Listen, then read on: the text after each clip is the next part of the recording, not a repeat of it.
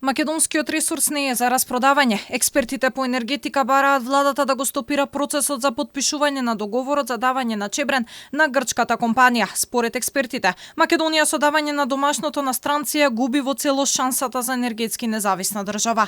Тие бараат одговори. Зошто после 13 пропаднати тендери владата се одлучила токму за оваа понуда, а не за останати понуди во минатото кои биле поповолни?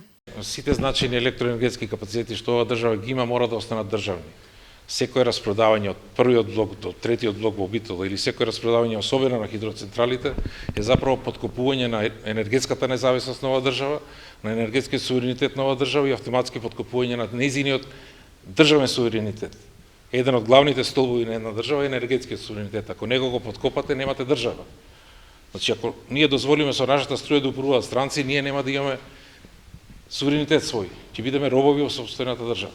Наместо профит на македонско конто од милиарди евра, Македонија ќе купува струја произведена од домашни ресурси на берза. Експертите се согласни дека Чебрен треба да се изгради, но не смее да се брза со потпишување на ваков договор со кој грците гратис го добиваат тиквеш.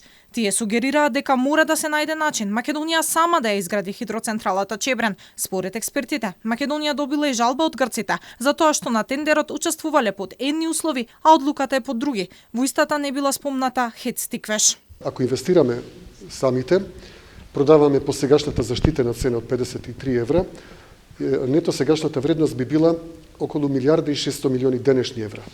А доколку продава СМ на берза, тоа би била сегашната вредност на проектот дури 2,5 милиарди денешни евра.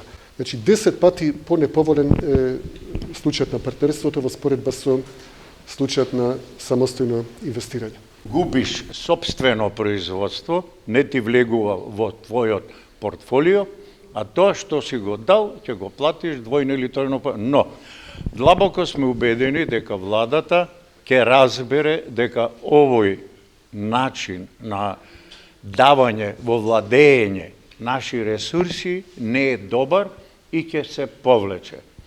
Пред се затоа што, и вие веројатно знаете, има нелогичности, недоследности во постапката.